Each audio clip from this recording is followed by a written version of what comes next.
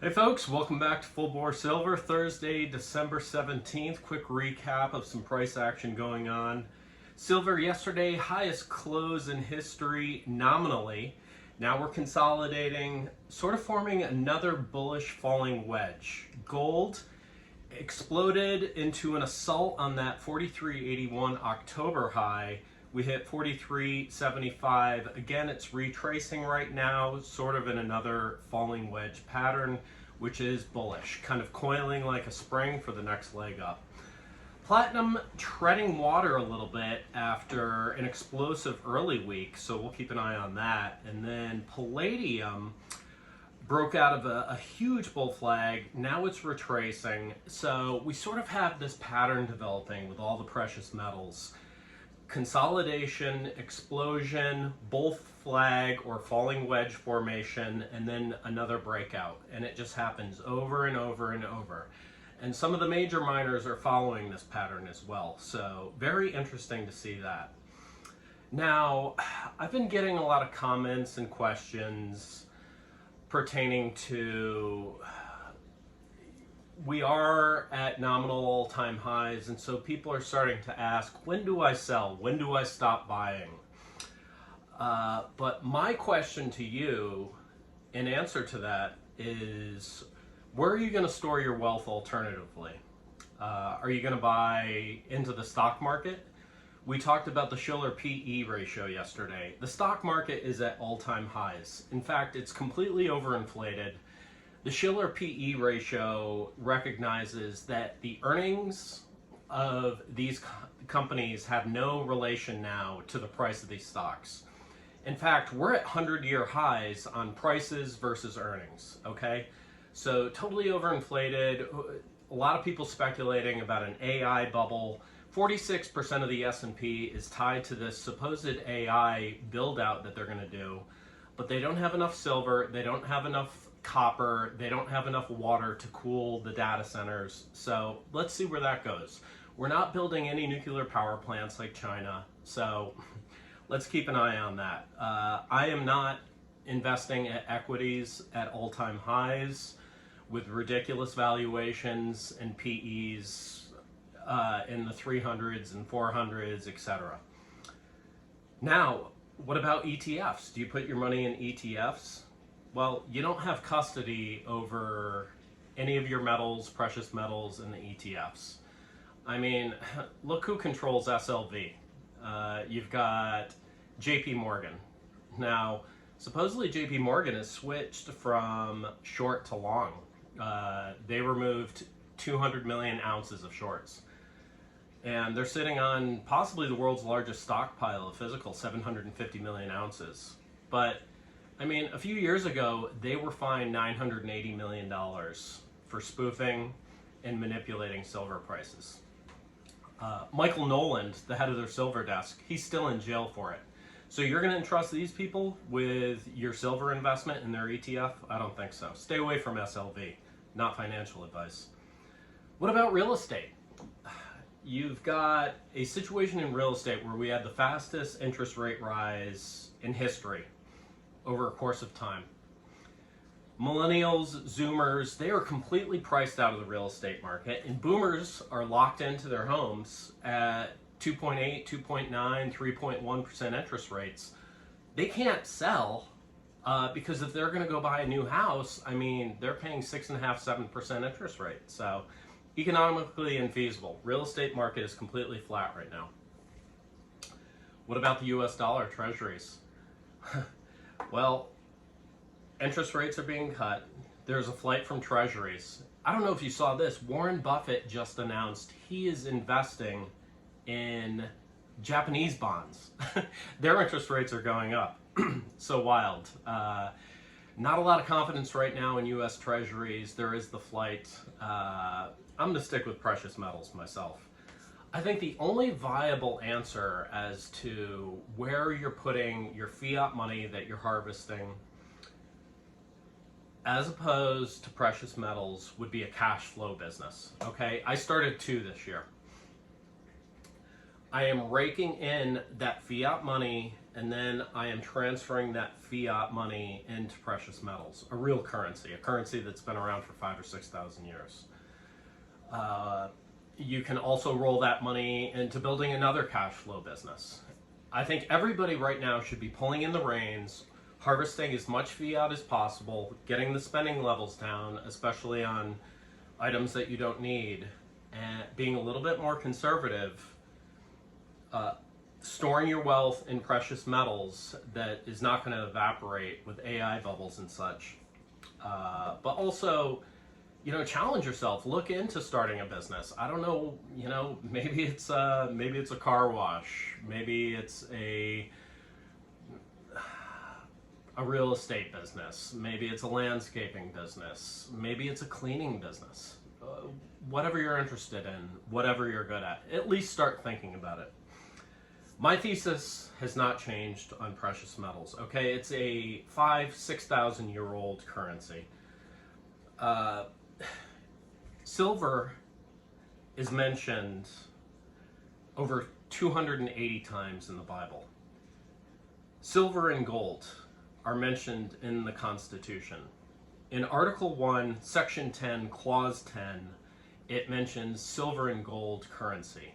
Anything other than that the government creates as currency is unconstitutional. The fiat currency that the Federal Reserve has issued is completely unconstitutional if you take the U.S. Constitution by the letter of the law. Silver is absolutely essential in modern life, okay? Energy, communication, tech, warfare, transportation, medical, it goes on and on. Silver is the key to modern life, okay? And the demand is not going away, it's accelerating. The stands for delivery out of all the exchanges around the world, it's broken records. I think it's north of 60 million ounces in December alone. So every human on Earth basically needs silver to exist in our modern society. Unless you're like, who's the guy with the cabin in Alaska, the famous documentary, Dick Proenneke. He had the cabin up in Alaska, and he lived for 30 years he didn't need an ounce of silver, no running water, no modern conveniences, but you're not Dick Proenneke. You can't live like that. Like, what about Ted Kaczynski? He lived in the cabin out in Montana, but even Ted Kaczynski needed silver for his components. If you know, you know. Somebody also asked about the Gold Confiscation Act of 1933, okay? I don't see it happening. It was Order 6102. The man who was controlling the U.S. economy at the time was Henry Morgenthau Jr. We've talked about him over on the Texas Silver Channel. It wasn't FDR. FDR was a basket case by that point. But this was the banker behind the scenes, the disgusting human being that said, okay, Americans, during the Depression, we're going to give you $20.67 an ounce for all your gold. There was a lot more patriotism then, and so a lot of people turned in their gold. And then the next year, in 34, they revalued gold at $35 an ounce. So they deprived all these Americans that were living hand to mouth out of a 69% return on gold. So, nice job by the government, right? But with that act, there was no door-to-door seizure. I mean, this basically, it targeted large bullion dealers. The fiat money system, so to speak, back then, it was already in trouble in the 30s. So think about where it is now. And then, other considerations, Second Amendment. We have some bad boys that listen to this cast, the Silver cast. Anbar Marine, few others. Aaron, you're going to go to a combat Marine's house who put his life on the line overseas, and you're going to say, hand me over your silver and gold? I don't think so. And people were more patriotic then. My grandfather and his 4 brothers all volunteered for World War II. And he was a lifelong conservative, very, very Catholic man, very honest, a great man. but he really held FDR in a high esteem. He thought that FDR rescued us from the Depression. He thought that FDR fought off them Nazis and the Japanese, and he won the war. And I mean, looking back on the real history that we know now, those notions seem a little naive. But people were very patriotic back in the day. It's changed a little bit. We've had a few incidents. JFK, 9/11, bombing of the USS Liberty, Ruby Ridge, Waco, it goes on and on. So, people are going to hold on to their precious metals. I wouldn't worry too much about that 1933 incident. Now, a little bit of news. This is kind of everywhere. Thought I'd mention it. Samsung has pre-financed Canadian Silverstorm mining. They've gone direct to the miner, direct to the mountain, to get their silver for these solid state batteries. That really changes the game on the EVs, really extends their range, but uses a tremendous amount of silver. So I think these companies, they employ a lot of brilliant people, and they need this silver. So if you don't think Tesla and Apple and Oracle and AMD and NVIDIA are exploring these options, you're wrong. They are, and they are going to go direct to the source at some point, which is going to suck up further supply. We're already in that huge deficit. It's probably over 1 billion ounces over the last 6 years, deficit, production versus demand. So we'll see what happens there. We mentioned a little bit earlier, JPM, the switch from short to long. These banks have to get out of these shorts. I was talking with a commenter yesterday about Bank of America. They almost went out of business.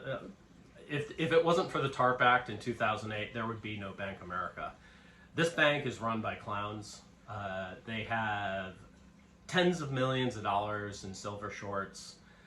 They're going to get caught with their pants down. They better follow JPM's lead and switch from short to long. And then you've got these European bankers. Europe's a mess right now, and the bankers and their politicians, they're on the completely wrong track. So again, we'll see what happens there. But I wanted to thank you all for listening. I got this amazing shirt with the full bore silver logo from my dear friend Dick, who actually built this cabana. Amazing man. He's also a silver stacker subscriber, so thank you very much. And so please like, subscribe, share, keep an eye on these markets. Everything seems to be coiling and consolidating right now. There was one other thing. I was listening to Andy Finding Value this morning, and man, that guy was on fire. He was a little bit pissed off, which, is always, I like to see a little bit of emotion. You don't have to be so dour all the time, okay? You can be happy, when these markets go up, and then you can get a little pissed off too. But, he was getting a lot of questions about, what's going on with the miners, and why is this doing that? And he said, we live in this short attention span sort of timeline. It's the Snapchat, the TikTok generation. Everything has to happen right now. Be patient, look at the charts. Is it consolidating? Is it coiling for the next leg up? So yeah, be patient. You own physical silver. You are 0.5% of the country and the world. You, like I said yesterday, you are the elite. You are the enlightened. You're doing the right thing. Keep stacking. Have a fantastic day. Full bore silver. Like, subscribe, share. We'll talk to you soon.